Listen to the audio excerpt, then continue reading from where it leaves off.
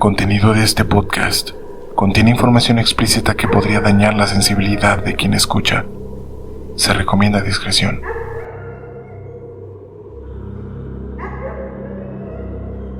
Sean bienvenidos a Rigor Mortis.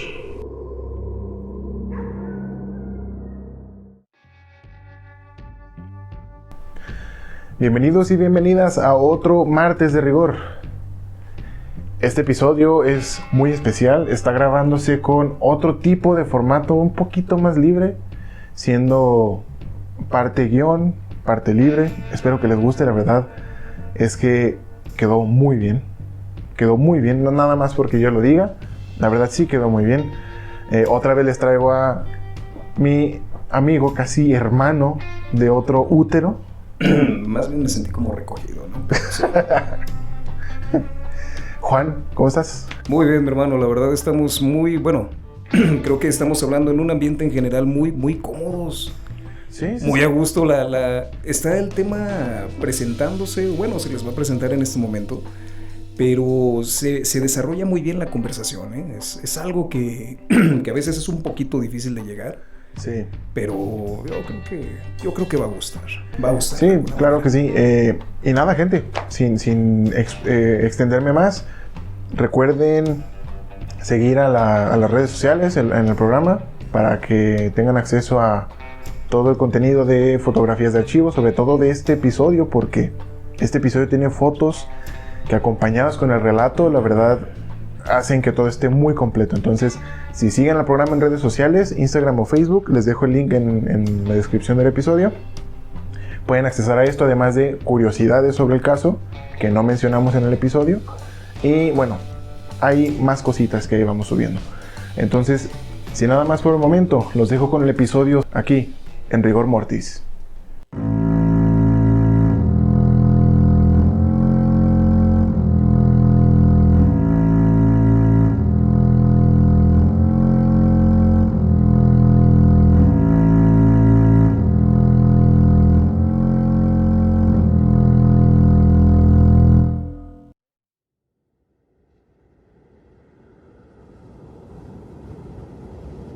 Yuri Yudin, de 21 años, único superviviente del grupo. Falleció hace ya 9 años del actual 2022, el día 27 de abril de 2013, que si bien pudo formar una familia, jamás supo o quiso olvidar el pasado. Escrito en una libreta personal encontrada luego de su deceso, pudo leerse la siguiente frase: si pudiera hacerle una pregunta a Dios, sería: ¿qué le pasó realmente a mis amigos aquella noche?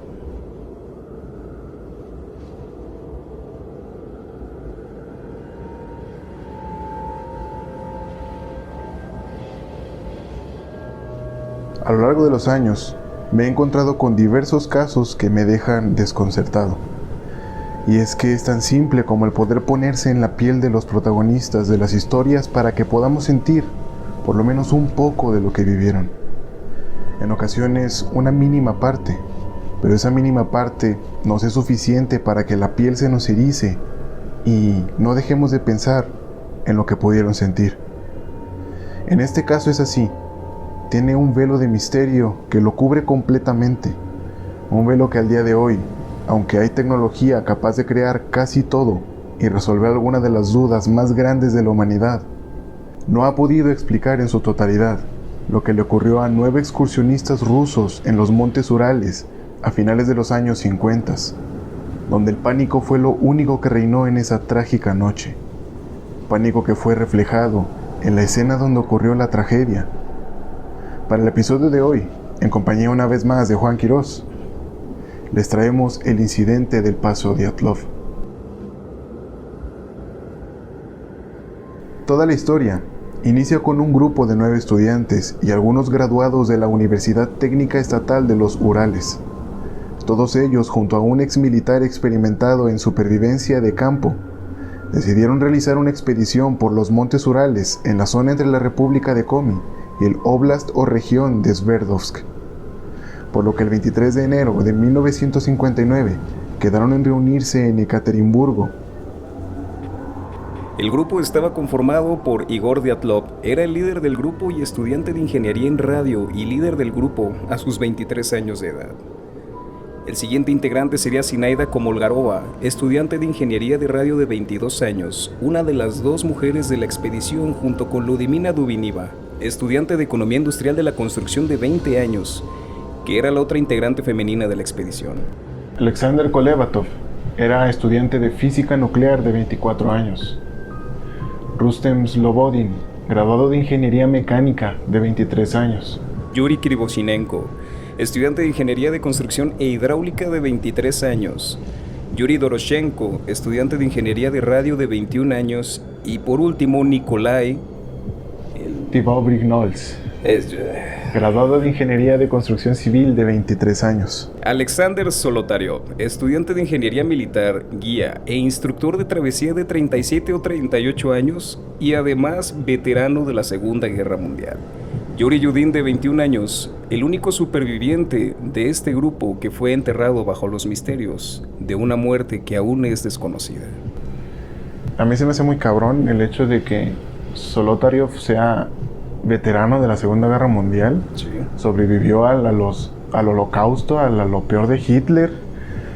Bueno, también Stalin era un culero, pues, pero... Sí, vaya. Sobrevivió a Stalin, sobrevivió a Hitler y que haya terminado enterrado en la nieve. O sea... y que hasta ahorita sea desconocido.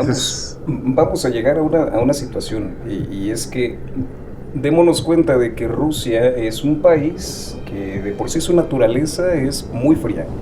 Sí. Fue algo que hizo que definitivamente los nazis no los pudieran conquistar, hacía que inclusive los tanques se dañaran por frío, el metal. Exacto, sí. El metal se agrietaba con las bajas temperaturas. Entonces, a lo mejor sí podría de alguna manera el señor Alexander triunfar bajo el poderío del enemigo humano, el enemigo nazi. Exacto. Pero pues hemos de entender de alguna manera que la naturaleza, la madre naturaleza, siempre, hagas lo que hagas, es una fuerza. Y los nazis venían fuertísimos, sí. Estaban conquistando toda Europa, ya tenían ocupados muchos países de Europa, estaban peleando, de hecho en Finlandia estuvieron tratando de invadirlo porque Finlandia se defendió contra Rusia porque no quería ser invadido. Con uñas y dientes. Y entrando a Rusia fue donde todo valió, entonces se hace así como increíble el hecho de decir, ok, Alexander Solotaryov tenía más probabilidades de sobrevivir porque no era nada más un excursionista como por ejemplo Igor Dyatlov.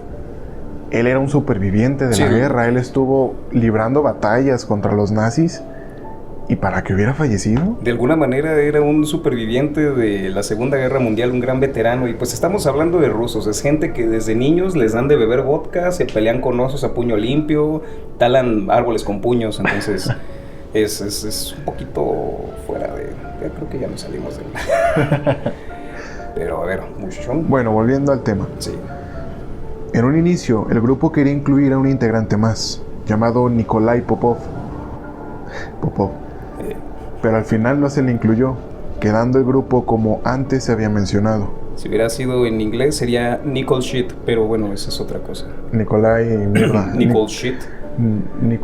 Nicolás Caca. Nicolás Caca. Ok, ¿el objetivo?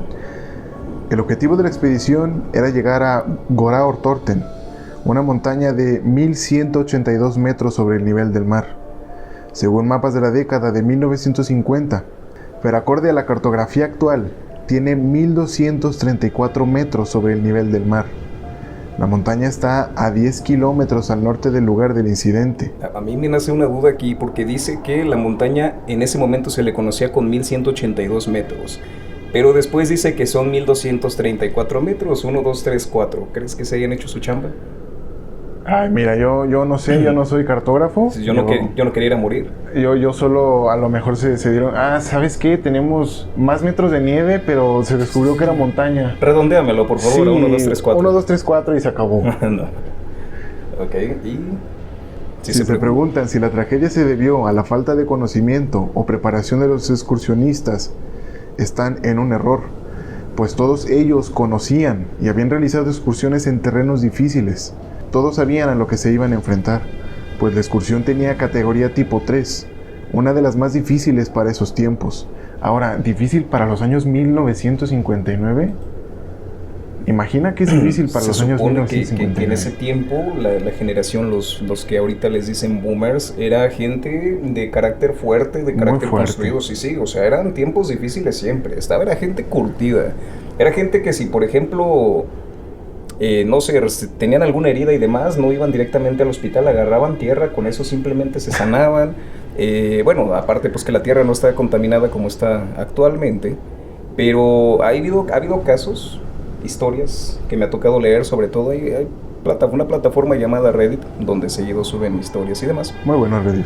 En que ha habido gente que inclusive de esa época, de esa edad, van con el dentista, ya sea que tengan algún problema molar y demás, les hacen hacen el procedimiento dental y a final de cuentas se dan cuenta, vaya la redundancia, de que no les han puesto ni siquiera la anestesia y el paciente no se queja. Entonces, a lo mejor la categoría tipo 3 hablaría sobre la dificultad, no tanto sobre el dolor o la pesadez Pero de igual manera, pero para catalogarlo difícil. Y pónganse a imaginar, en estos tiempos, para toda la tecnología que hay, ya hay ropa muy térmica, Sí. ya hay casas de campaña que se construyen más fácil, ya hay hasta fogatas portátiles que te puedes llevar. Se ha facilitado mucho en ese entonces.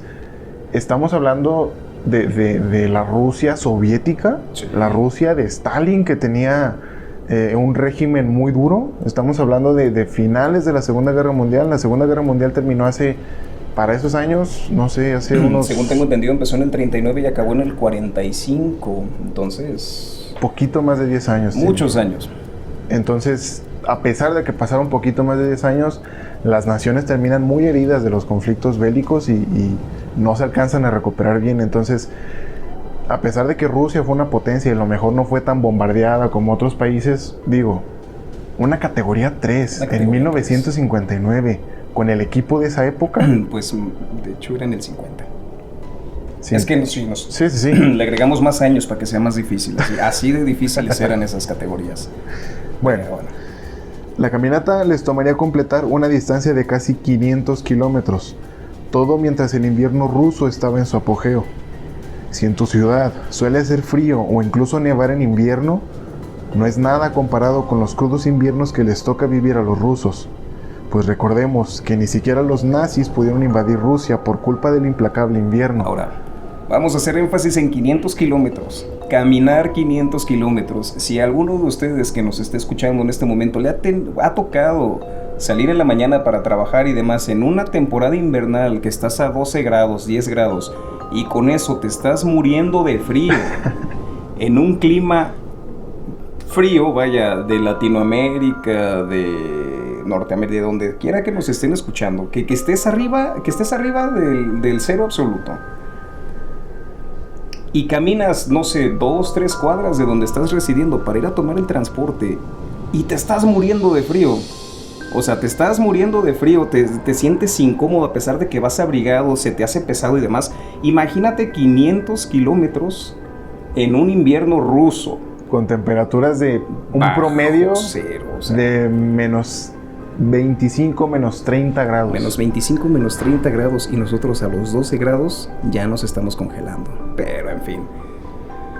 Al frente del grupo se encontraba Igor Dyatlov, un experimentado expedicionista y líder nato con vastos conocimientos sobre supervivencia. Dyatlov, además de ir armado con su vasto conocimiento sobre este tipo de expediciones, llevaba consigo una cámara con la cual documentó imágenes de toda la travesía, incluyendo en estas su trágico y misterioso final. Los integrantes del grupo se sentían ansiosos por iniciar la caminata y así poder participar en una expedición guiada por él. Tenían, o más bien en este caso, tendrían la oportunidad de ser acreedores a recibir un reconocimiento como senderistas de grado 3, lo que mencionábamos anteriormente, si es que esta caminata se llegaba a concluir. Este grado era el máximo para la época y creo que todavía hoy en día sigue siendo el grado 3 el máximo, según lo que tengo entendido, si no la información la estaríamos corroborando con posterioridad. Bueno, en este caso, guiados por su ambición, querían salir a la aventura para ganarse otro título. ¿Qué tan ambicioso tiene que ser un universitario? Digo, están en la élite de una escuela prestigiosa de Rusia. Yo creo que sería como un equivalente a la UNAM en México. Digo, con mucha más preparación, obviamente, claro. Muchísima más preparación y muchísimos mejores maestros. Pero esa gente busca mucho reconocimiento, busca mucho el ser uno más que tú, el ser... El ser superior. Yo tengo doctorados, claro. Yo tengo... Digo, es persona que se lo gana. La verdad, yo los admiro mucho. Yo no tengo cerebro para entrar a la escuela, yo no tengo esa como dedicación para entrar tanto al estudio.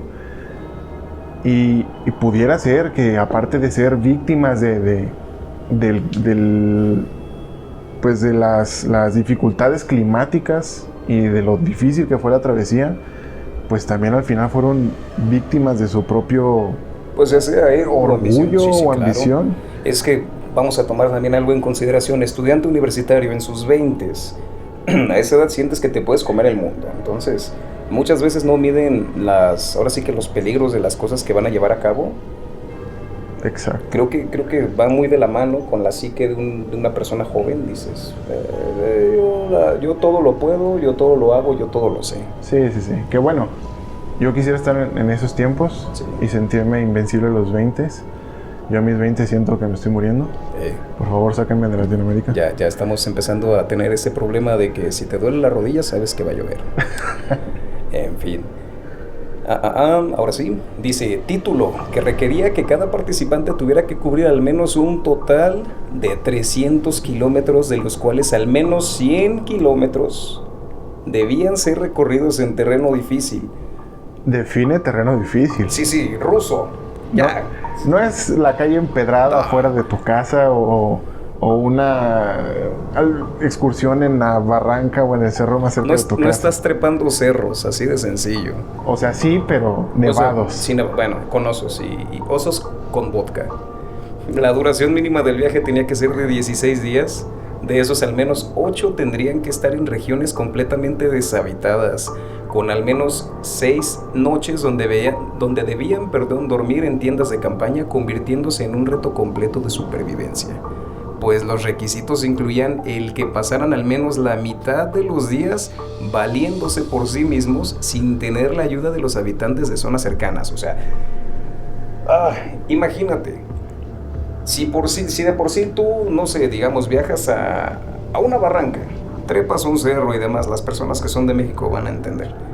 Y por un ratito, una cuestión de 20 minutos te llegas a perder, pero pues tienes a los guías y demás. Imagínate qué es trasladar la sensación de terror y miedo de perderte en un lugar que nadie ha conocido o que no se ha, ahora sí que mapeado de manera correcta. Para los años 50, sin tecnologías de GPS, sin tener mapas así de bolsillo como lo tenemos ahorita fácilmente en un dispositivo móvil.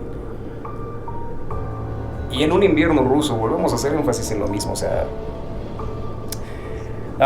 Creo que desde el inicio no iba a ser una travesía fácil. No, yo creo que sí. Y creo que hasta la fecha, no sé si el Paso de Atlov sigue siendo una expedición de senderistas o lo hayan prohibido después de que pasó. Lo que tuvieron que hacer para poder mapearlo fue transitarlo. Ya estamos hablando del 2016, según lo que encontramos en información. Para poder sacar imágenes del paso, tuvieron que pasar por un avión no tripulado. O sea, imagínate el nivel de peligro. Wow. O el nivel de miedo. El nivel de miedo, de peligro, de precaución, de todo lo que quieras para tener que mandar un avión no tripulado para poder tener información. O sea, sí es increíble la idea que tenían o sea, si en dado caso, no vamos a hacer spoiler, vamos a seguir con la historia. Exacto. Pero si estamos hablando de algo que debió y es muy difícil todavía. Dice, por la naturaleza de la zona casi no había cabañas ni casas abandonadas. No había habitantes excepto por los nativos de la zona, los Mansi, quienes habitan en las regiones de los montes Urales. El área que ocupan las poblaciones Mansi es extensa, hablamos de 523.100 kilómetros cuadrados, pero esto no se vería reflejado en el número de habitantes, ya que su densidad de población es muy baja. La certificación otorgada a cada integrante permitía no solo presumirla ante sus conocidos, sino poder ser maestros de esta actividad, a lo que valiéndose de este título generaba impaciencia por obtenerla en ese momento. Es lo que estábamos hablando. Sí. O sea, un universitario en verdad aplicado a lo que quiere hacer, quiere sacar cualquier título. Sí. Soy ingeniero en física nuclear, pero también soy instructor de Zumba. No. Instructor de cualquier cosa, o sea... Sí está muy cabrón. Sí, está muy cabrón. Sí. La atmósfera entre los compañeros era muy sana y llena de competitividad. El ambiente era de entusiasmo y determinación al completar el recorrido, viéndose a este grupo de jóvenes muy contentos en la estación de trenes de Sverdlovsk. Vaya nombrecito, es ruso. Siempre te pongo a pronunciar nombres bien raros. Sí, pero no me vayan a poner Parangaricutirimícuaro porque sale la primera, ¿verdad? Ya quiero ver a un ruso diciendo Parangaricutirimícuaro, vas a ver. Sistema ferroviario que operaba bajo el nombre de la Red Ferroviaria de los Urales hasta que fue renombrado como Ferrocarriles de Perm. ¿Qué les costaba nombrarle Ferrocarriles de Perm desde el inicio? O Perm, nada más. Perm. Tren ligero ruso. O metro ruso, si nos escuchan de la Ciudad de México. Metro de la Ciudad de Rusia. Sí. Indios verdes y salto de agua, por favor. Sí. Bueno, a partir de aquí es donde comienza la travesía de los 10 excursionistas. Vamos a hacer aquí un gran paréntesis. Cabe mencionar que si ustedes en algún momento escucharon sobre el caso, puede que la versión que conozcan, al menos de nuestra mano, tenga datos y detalles que varían a lo largo de lo que les vamos a exponer. Esto es porque solo se conoce con exactitud un fragmento de viaje gracias al único superviviente de los integrantes. Estamos hablando de Yuri Yudin. Del resto solo quedó armar la situación con las pruebas que se encontraron meses después. Así es de que esta historia va a estar armada sobre o en base a varias especulaciones. La verdad es una historia, yo desde el inicio que me enteré de ella, recuerdo que fue en algún canal de YouTube y me llamó muchísimo la atención porque la manera en la que se daban las primeras explicaciones daba un trasfondo de que en verdad el gobierno ruso estaba asustadísimo. Sí. Y no podía decir, esto pasó. Dieron una explicación ahí vaga. No les voy a decir ahorita cuál. Los que ya saben del tema ya saben cuál es. Sí, más o menos se han de tener una idea. Pero justo empieza lo más interesante. Así que si quieren saber, ahí viene. Aquí quédense un ratito que aquí los consentimos. La noche del 23 de enero de 1959, el grupo toma el tren a las 9:05 en la estación de Sverdlovsk. Tren que los llevaría a poco más de 300 kilómetros al norte de Serov, un poblado dentro de la ciudad de Sverdlovsk. De Perm. ¿Qué nombrecito tiene? Un poblado dentro de la ciudad de Sverdlovsk. Llegando al día siguiente, pues el viaje duró poco más de 7 horas. Al llegar, durmieron y pasaron el día entretenidos. En la noche de ese mismo día, abordaron otro tren desde Serov hasta Ivdel, todavía más al norte de Sverdlovsk. Llegaron a la medianoche del día 25 de enero. Una vez que llegaron, tuvieron que esperar alrededor de 6 horas. Para las 6 de la mañana tomaron un autobús que los llevaría a Vishay.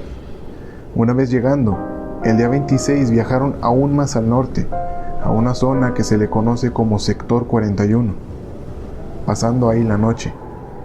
Sector 41, es decir, en los mapas ni siquiera aparecía la región como tal, nombrada por una nomenclatura, región de tal... o perteneciente a... Sí, o sea, Sector 40, a mí me suena muy redactivo, Sector 41. Pues es como lo que se conoce como el hangar 18, y el área 51, el hangar 18 se encuentra ahí. Exacto. Eso puede que sea tema para otro... Imaginen toda la travesía, si tú vives lejos de tu universidad o de tu trabajo y te tienes que levantar 3 horas antes para alcanzar a llegar, no es nada.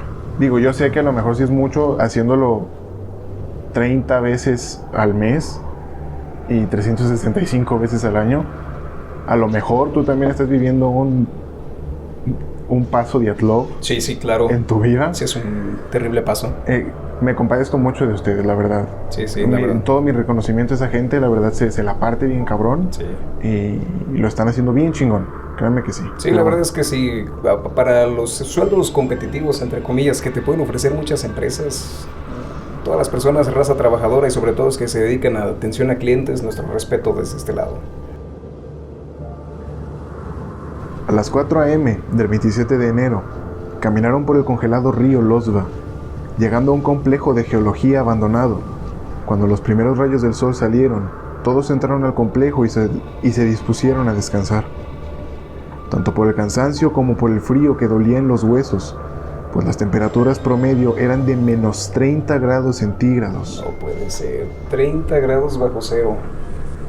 Su refrigerador y el congelador por lo general llega a menos 5, los de casa, y nada más, ojo en el dato. Si tú estás en una tarde calurosa y abres el refrigerador y lo sientes un refresco muy grande, y de repente ya lo sientes muy frío, menos 30 es una temperatura muy severa, es muy una temperatura severa. horrible.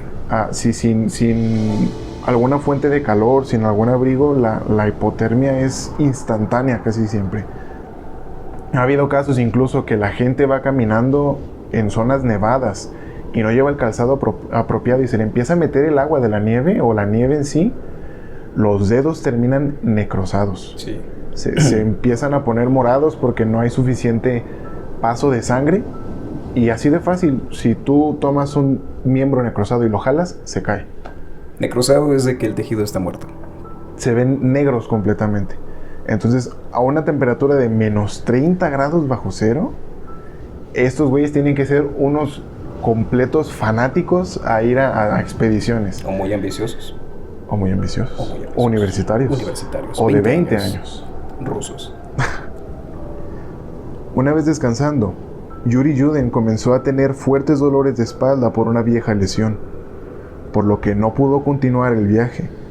Así que el 28 de enero por la mañana, Yuri tuvo que regresar y despedirse de sus compañeros, sin saber que esa sería la última vez que los vería con vida. Yuri miró a sus compañeros alejarse en el sentido opuesto, posiblemente enfadado por no poder continuar, siendo víctima de una de las ironías más crueles. Su lesión lo había salvado de morir. Vamos a ver. ¿Qué tan probable es eso? Es que aquí lo que me llama mucho la atención es más que nada el apartado de que ya tenía una lesión. O sea, Yuri Yuden ¿Cuántos años tenía Yuri Yuden? Yuri tenía 20 años. Estaba dentro de los 20 años, mucho John. ¿Debes consultarme el dato? Él tenía 21 años. Yuri Yuden tenía 21 años y ya tenía lesiones previas. Es lo que les comentaba. Ya a los 20 y tantos ya empiezas a decir, va a llover porque el codo o las rodillas te empiezan a doler. Ay, se me erizaron las pestañas. Algo así. Pero, o sea, lo que me llama la atención, a sus 21 años, Yuri Yuden ya tenía una lesión previa, o sea, no era su primera excursión, ya tenía su experiencia y demás. Si estamos tomando en consideración que va a ser un lugar el cual no está todavía mapeado, es un lugar desconocido, y ya tienes una lesión previa, ¿qué puede ser tan importante para motivarte a aventarte una travesía de ese calibre?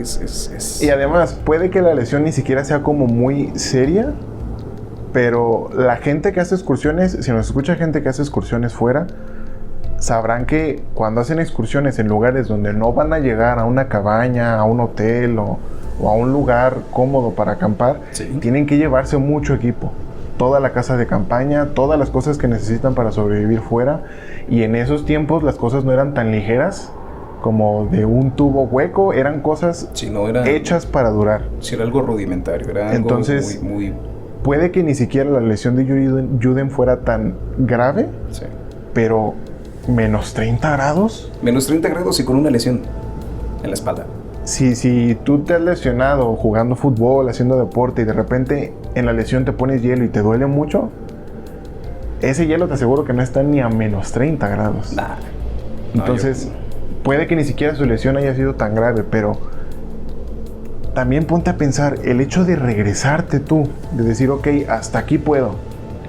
Soy un universitario muy ambicioso y quiero cumplir esto, pero ya no me dejó. Esa frustración de decir, la excursión no me la peló, yo se la pelé a la excursión. Y regresarte, o sea, verlos por última vez, despedirse, sí, nos vemos cuando regresen. Y verlos vivos nada más despidiéndote como si los fueras a ver después. Eso a huevo lo tuvo que romper. Ahora sí que la vida nadie la tiene comprada, chicos. Si en algún momento saben que algo sí o sí no lo van a poder hacer, no se esfuercen. A veces les puede salvar la vida. Pero de otra manera, si se quieren aventar a hacer algo en lo que no saben nada, pues aviéntense. Si el resultado no es muerte, aviéntense, sin problemas. Así de sencillo. Sean como Yuri. Será como Yuri. Y Lastímense la espalda. Y hagan podcast, aunque no sepan. Sí, claro. Así el grupo quedó reducido a 9 personas. Y a pesar de haber dejado a Yuri atrás, no perdieron el entusiasmo. Ahora sí, comenzaba la aventura, pues viajaron la mayor parte del camino en el tren. Siguieron su camino a lo largo del congelado río Losva hasta que atardeció, decidiendo acampar. Para el día 30 caminaron hacia el oeste, siguiendo por el río Auspilla, llegando a la base de una montaña que no tenía nombre. En los mapas solo aparecía con el nombre de altura 1079.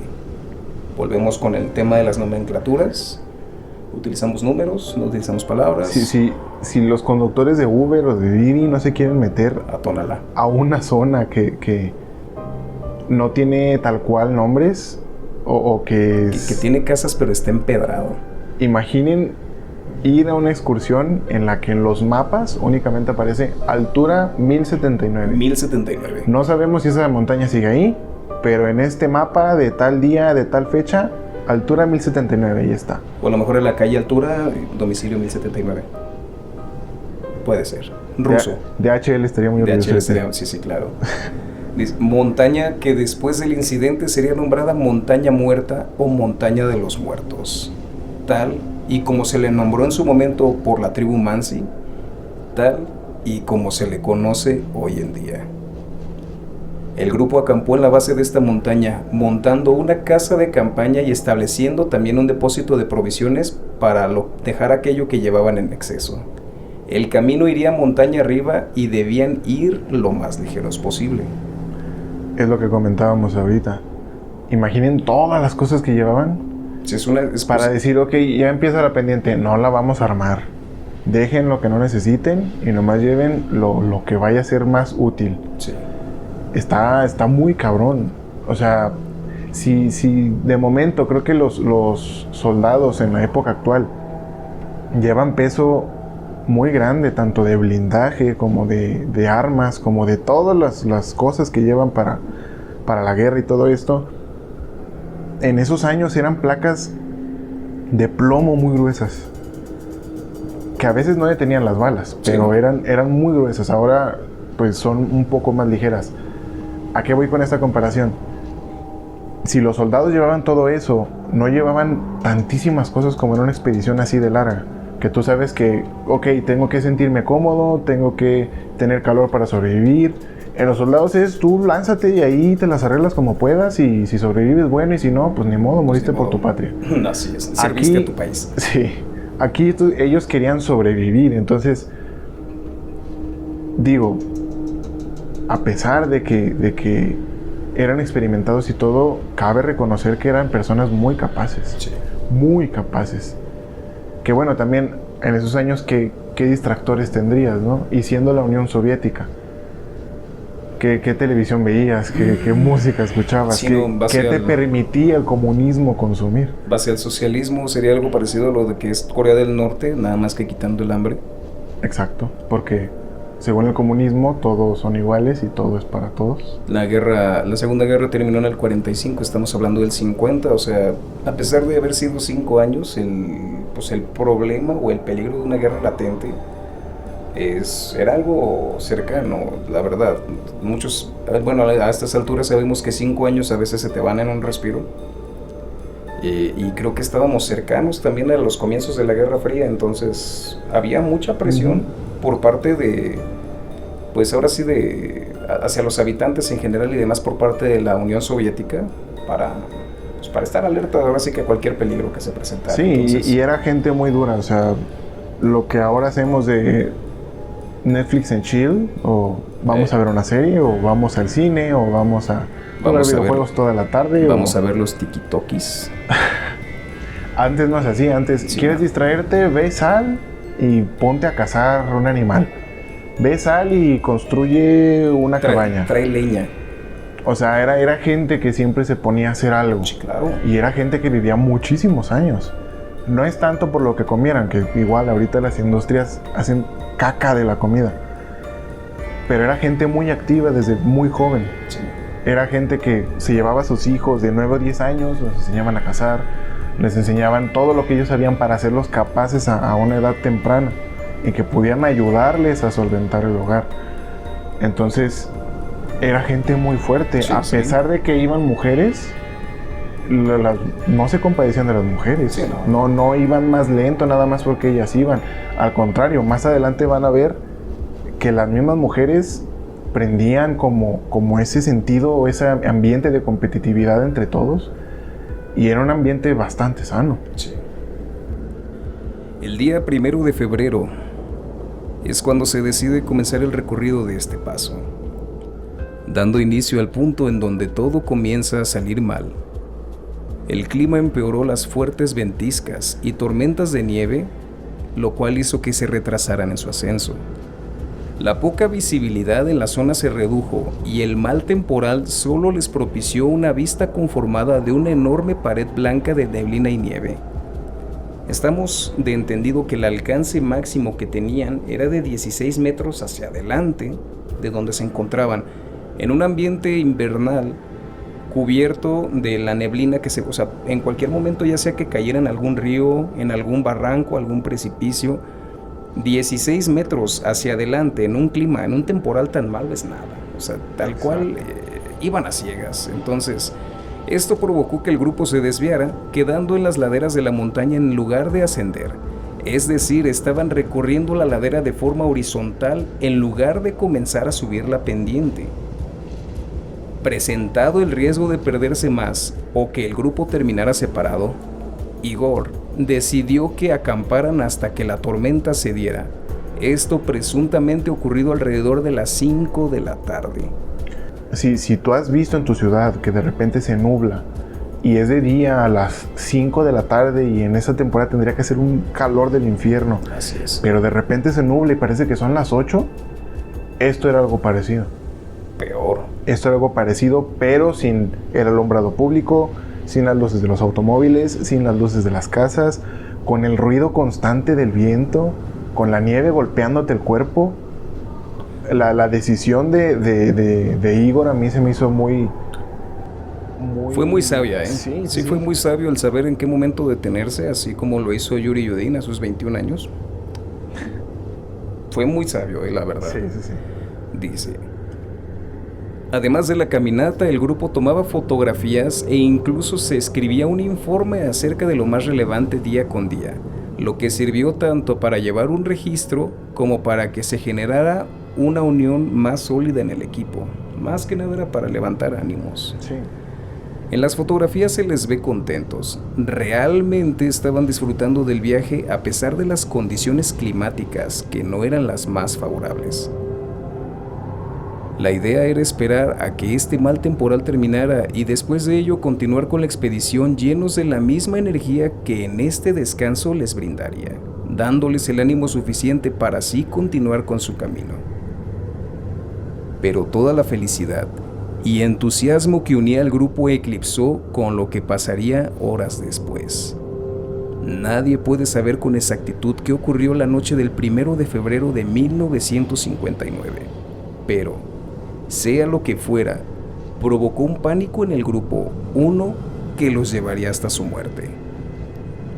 Dadas las pruebas que después se encontraron por las autoridades, se realizó una construcción de los hechos, la cual vamos a exponer a continuación. La primera señal de alerta se dio a mediados de febrero, pues según Igor la expedición terminaría el 13 de febrero, fecha en la que estarían ya de regreso, pero estaban bastante atrasados. Aunque Igor informó al grupo que podrían atrasarse y era algo bastante común en las expediciones, sobre todo en las que eran en lugares donde podía haber tormentas o ventiscas fuertes.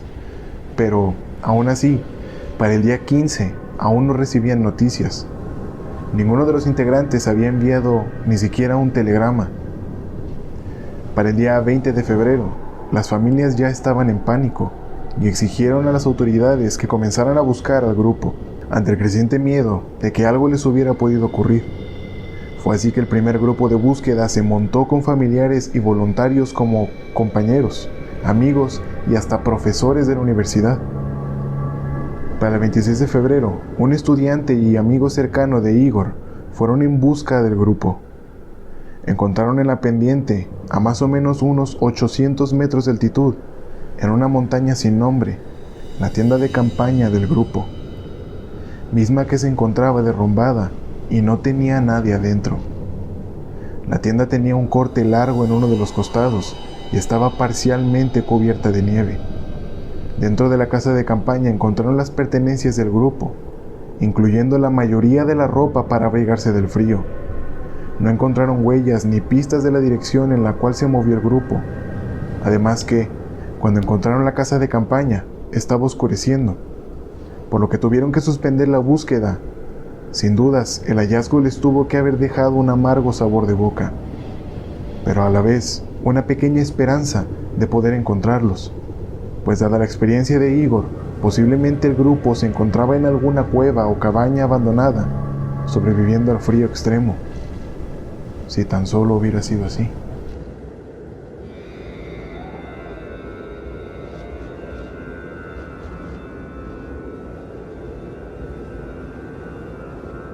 Para el 27 de febrero, temprano por la mañana, se reanudó la búsqueda, ahora con más voluntarios sumando el apoyo de la policía y el ejército ruso.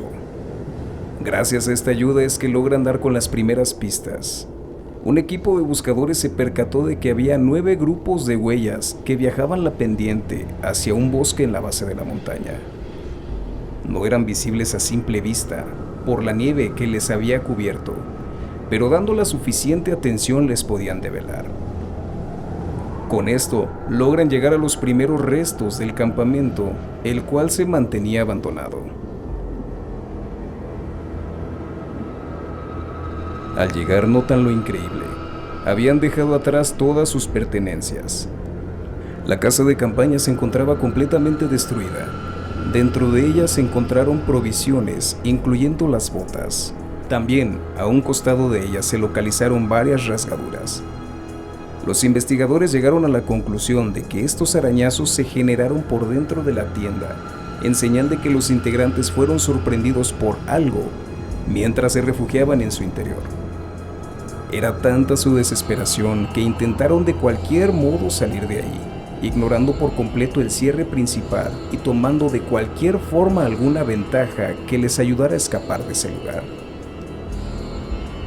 Al salir en dirección donde se ubicaron estos rasguños, se localizaron más pistas. Estas se trataban de más huellas. Las huellas se extendían en dirección a un bosque cercano. Lo particular de esto es que sus formas no eran de personas que utilizaran calzado, sino de personas descalzas y otras aparentemente con calcetines. Avanzados aproximadamente 500 metros, el rastro se perdió, debido a que pudieron verse cubiertas con la nieve de este mal temporal, lo que ocasionó que se perdiera el rastro nuevamente. La investigación continúa en dirección hacia donde se encontraba este bosque. Había un camino aproximado a 1,5 kilómetros. Los buscadores siguieron bajando y al borde de una arboleda, justo debajo de un gran cedro, encontraron los restos de una fogata. Bajo el mismo habían varias ramas rotas, hasta aproximadamente 5 metros de altura, lo que suponía una clara conducta de supervivencia. Alguien había intentado escalar, ya que se localizaron en su corteza marcas de sangre y piel como si alguien hubiera querido adherirse a la misma, dando señales de que trataron de mantenerse vivos a salvo de algún depredador o aquello que los hubiese intentado atacar. Pero la esperanza de encontrarlos con vida se comenzó a desvanecer cuando a las pocas horas encontraron el cuerpo sin vida de Yuri Doroshenko, debajo de ese mismo cedro y a pocos metros de los restos de la fogata. Su cuerpo estaba parcialmente cubierto con la nieve. Doroshenko no era un hombre que se acobardaría fácilmente al grado de huir. pues con sus más de 180 centímetros de altura y su personalidad impulsiva y valiente, era un claro defensor del grupo, pues se le adjudicaba esa fama porque en una expedición pasada logró ahuyentar a un oso que llegó al campamento, por lo que se había huido y fallecido. Algo terrible les había pasado a los demás. En su cuerpo se encontraron laceraciones, cortes y hematomas por todo el mismo, posiblemente causadas por haber tratado de escalar el árbol y caer. Tenía además en los labios, la nariz y en una de las orejas manchas de sangre seca. Su labio superior estaba inflamado, posiblemente había recibido algún golpe. En sus mejillas se encontraron manchas blancas parecidas a saliva o espuma. Se sospechó que padeció de un edema pulmonar, que pasa cuando los pulmones se llenan de agua. En ese caso, se pudo producir por el frío. Tenía también quemaduras en la sien derecha y en uno de sus pies, pero la causa de muerte no fue el edema pulmonar ni ninguna de sus heridas. Yuri Doroshenko murió por hipotermia.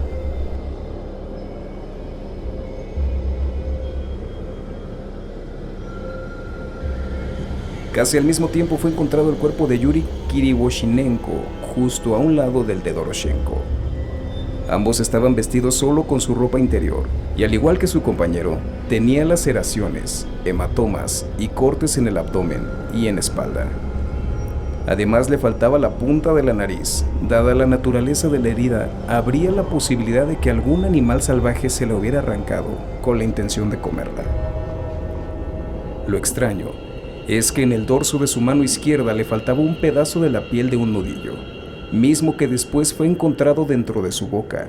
Posiblemente se había mordido él mismo con la intención de no dormirse, pues los síntomas de la hipotermia causan somnolencia y después el desmayo.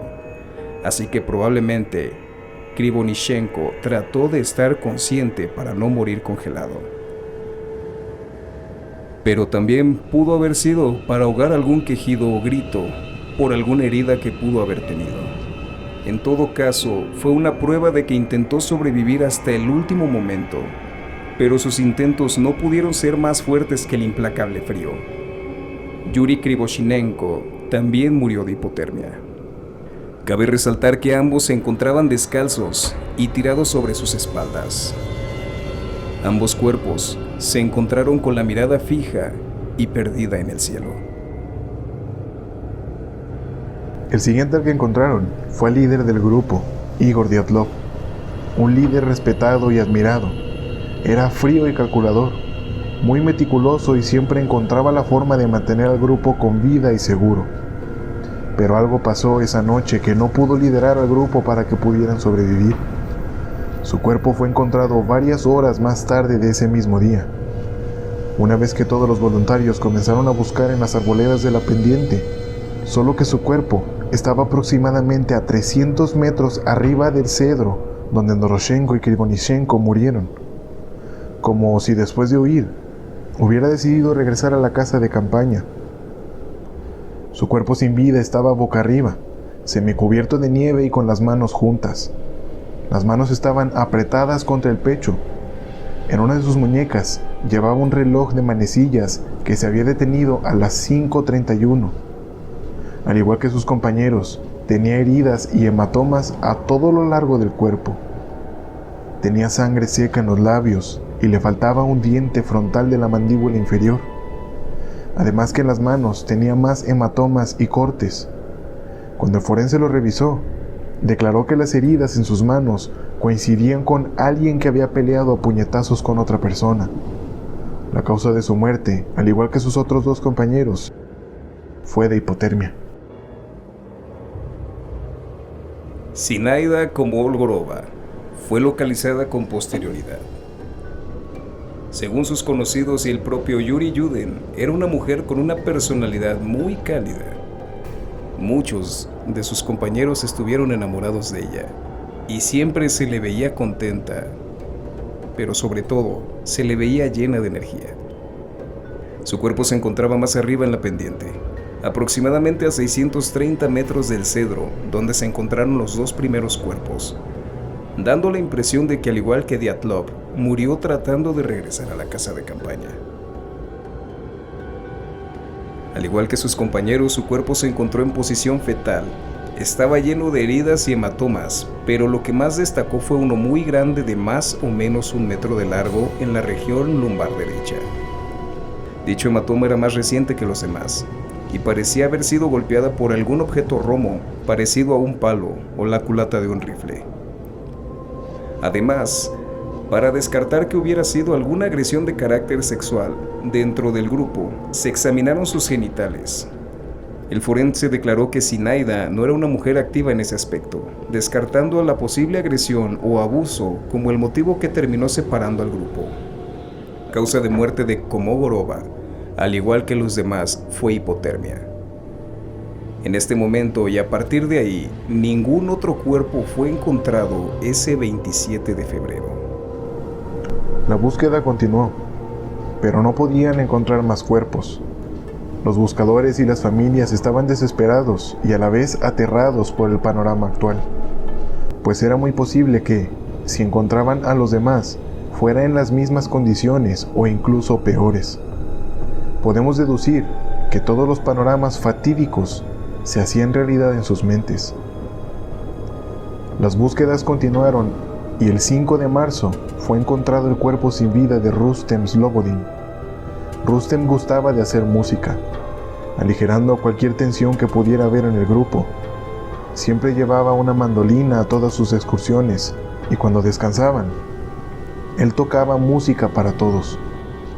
Su cuerpo se encontró arriba en la pendiente, aproximadamente a 480 metros del mismo cedro. Estaba boca abajo, cubierto por completo de nieve. Al parecer, también había intentado volver a la casa de campaña. Él, a diferencia de sus compañeros, sí llevaba calzado. A los demás los encontraron sin botas, pero Rustem solo llevaba una sola en el pie derecho. Al igual que sus compañeros, tenía heridas por todo el cuerpo, pero eran laceraciones y cortes leves. Aparentemente se las hizo con la misma nieve al intentar llegar a la casa de campaña. Pero a pesar de sus leves heridas por el cuerpo, en su cráneo, en la parte frontal, tenía una fractura, posiblemente causada por caer encima de alguna roca o debido a algún golpe con algún objeto contundente. Para su infortunio, esta grave lesión no fue causa de su muerte, pues no había daño cerebral por el golpe. Rustem Slobodin tuvo que soportar el espantoso dolor en el implacable frío hasta que falleció por hipotermia. Los cuerpos de Doroshenko, Krivonichenko y el de Dyatlov fueron encontrados con muy poca ropa para la zona en donde estaban. En la parte inferior solo llevaban su ropa interior y en la superior solo prendas delgadas. Para una montaña así de helada, huyeron prácticamente desnudos, mientras que Zinaida y Rustem llevaban ropas mucho más abrigadoras, pero de la cintura hacia abajo solo llevaban prendas delgadas. Zinaida estaba descalza y Rustem llevaba una sola bota, lo cual provocó su muerte por el frío, aunque incluso una persona mejor abrigada tarde o temprano moriría en la intemperie con las bajísimas temperaturas que hacían el lugar. La búsqueda continuó sin arrojar ningún hallazgo. 2 meses después, el día 4 de mayo, se localizaron indicios de los 4 excursionistas restantes. La primera señal fue descubierta por un nativo mansi llamado Kurikov, al darse cuenta de que en el lugar había ramas cortadas que formaban una especie de sendero, mismo que se internaba a más o menos 75 metros dentro de un bosque hacia abajo de la colina. El sendero continuaba hasta un barranco de aproximadamente 6 metros de altura. Al fondo se localizaron 2 pantalones negros, parte de un refugio improvisado, siendo una pista importante para encontrar posiblemente a 2 de los 4 excursionistas faltantes. En el fondo, aún se encontraba una cantidad muy densa de nieve. Los rescatistas trabajaron arduamente para quitar la gruesa capa que medía 4 metros de espesor. Finalmente, el día 5 de mayo, fueron encontrados juntos los 4 cuerpos faltantes. Eran los mejor vestidos que el resto, llevando casi toda su ropa para el frío puesta y sus botas. Las causas de muerte eran muy extrañas. Solo uno de ellos murió a causa de hipotermia, además de que la ropa que llevaba puesta no era de ellos, sino de sus otros compañeros, especulando que posiblemente desnudaron a sus compañeros una vez que murieron. Esto reforzaba la teoría de que los cuerpos fueron movidos después de muertos, además de que en un lugar cercano al barranco había 2 madrigueras hechas de manera apresurada, posiblemente para tratar de mantenerse refugiados del frío por un tiempo. Alexander Kolevatov fue el único integrante que estaba en el barranco, el único que murió por hipotermia. A pesar de que su muerte fue por el frío, posiblemente los rescatistas tuvieron pesadillas por días con lo que encontraron en su cuerpo, o mejor dicho, lo que no pudieron encontrar. A Kolevatov le faltaban ambos ojos. Algo o alguien se los había arrancado. Además, tenía la nariz rota, su cuerpo estaba roto de una forma macabra, se encontraba severamente deformado y tenía una gran herida detrás de la oreja izquierda. Aquí es a donde todo el caso lo cubre una densa capa de misterio. Su ropa tenía residuos de radioactividad, algo físicamente imposible, no tanto para matar a alguien, pero sí lo suficiente como para que un detector lo pudiera percibir. Alexander Solotaryov, el veterano de guerra de casi 40 años, fue encontrado justo a un lado de Kolevatov. Se encontraba abrazando a su compañero por la espalda. El veterano era el más experimentado si hablamos de supervivencia, pues participó en varias batallas contra el ejército nazi que quiso invadir Rusia durante la Segunda Guerra Mundial. Según Yudin, era el integrante más misterioso de todo el grupo. Casi no lo conocían, pues se había unido a la excursión en el último momento, pero todos se habían acoplado bien, pues a pesar de haber participado en la guerra, era un hombre muy cordial con todos, de un carácter tranquilo y amigable. Él ya estaba certificado como excursionista de grado 3, por lo que todos, incluyendo a Dyatlov, respetaban su experiencia. Algo muy triste es que su cumpleaños había sido el día 2 de febrero, es decir, justo cuando se encontraban aún en la excursión. Había cumplido 38 años, posiblemente mientras moría o ya había fallecido. Solotaryov no murió de hipotermia. La causa de su muerte se debió al colapso de uno de sus pulmones, pues en la parte derecha del pecho, todas las costillas se encontraban rotas, especulando que algo le había caído encima. Además, que del mismo lado, en la cabeza, tenía una gran herida. Era tan profunda que se podía ver el hueso de su cráneo. Pero todo lo que pudo haber causado más impacto fue que, al igual que con Kolevatov, sus ojos, sus párpados, habían sido arrancados. En su mano derecha tenía un bolígrafo y en la mano izquierda un pedazo de papel en blanco. Si iba a escribir algo, la muerte le llegó antes. El cuerpo de Nikolai se encontró junto al de Alexander, chocando sus espaldas. Según los que lo conocían, era un hombre muy culto, serio pero muy cómico. Era el alma del grupo. La causa de la muerte de Nikolai fue de un impacto masivo en el cráneo, pues tenía varias fracturas en uno de los huesos temporales del cráneo. Posiblemente, la muerte fue casi instantánea. Presentaba daño cerebral, lo que podía involucrar que por el impacto no pudiera volver a moverse. Tanto Nikolai como Alexander eran los que estaban más abrigados, llevando ambas botas y toda su ropa puesta. Esto llevó a la sospecha de que ambos se encontraban fuera de la casa de campaña cuando todo el incidente ocurrió. Por último, el cuerpo de Lyudmila Dubinina fue encontrado a 1 metro de los otros 3. Su cuerpo estaba boca abajo, como si hubiera estado de rodillas y después hubiera caído hacia adelante en el suelo. Ella era la más joven del grupo. Era una mujer con una mente muy despierta y bastante aguda, manteniendo el ambiente divertido entre los compañeros. Ella fue la que se llevó la peor parte de la tragedia, pues era su cuerpo el que estaba en el peor estado. Al igual que Solotaryov, algo le había aplastado el pecho. Solamente 8 de sus costillas estaban completas. Su cara era algo de absoluto horror.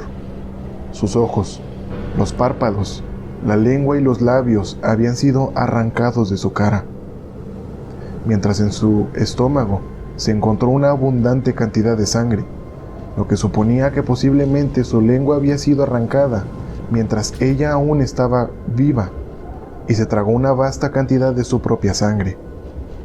La causa de su muerte también fue por un colapso pulmonar. Su cuerpo no tenía marcas de garras o mordidas, por lo que la posibilidad de haber sido depredados por algún animal salvaje se desvaneció. Ninguno de los 4 tenía heridas de haber sido atacados por algún animal salvaje, cosa que era muy extraña, dadas las heridas en los últimos 3 integrantes, sobre todo en Dubinina, pues el acto de arrancarle la lengua aún viva es pura crueldad y no algo práctico entre el comportamiento común de los depredadores.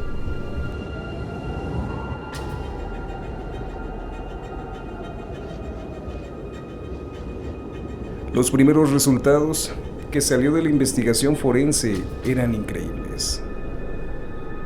La naturaleza de las heridas no se relacionaba a que pudieran haber sido infligidas con algún tipo de arma cuerpo a cuerpo o un objeto contundente, sino que eran propias de algún accidente automovilístico o similares a cuando ocurren explosiones y las personas están cerca.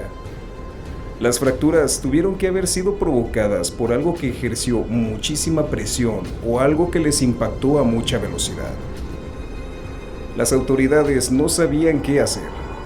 No podían explicar el que hubieran muerto 9 personas con experiencia vasta en el senderismo, sobre todo que ninguno de los 2 más experimentados integrantes del grupo hubiese sobrevivido, siendo Dyatlov el guía en compañía de Solotaryov, un veterano de guerra. Tal vez pudieran explicar el que 1 o 2 de ellos hubieran muerto, pero tenían a un grupo de 9 personas muertas y no había ninguna explicación. ¿Por qué escaparon de su casa de campaña? ¿Por qué salieron casi desnudos al frío?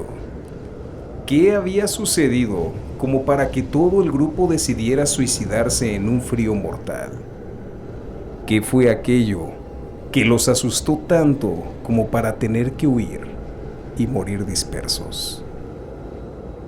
Las respuestas a estas preguntas las encontrarán en el próximo episodio, la segunda parte de El Paso Dyatlov, que se estrenará el próximo martes. Espero que el episodio les haya gustado. Comenten qué les ha parecido.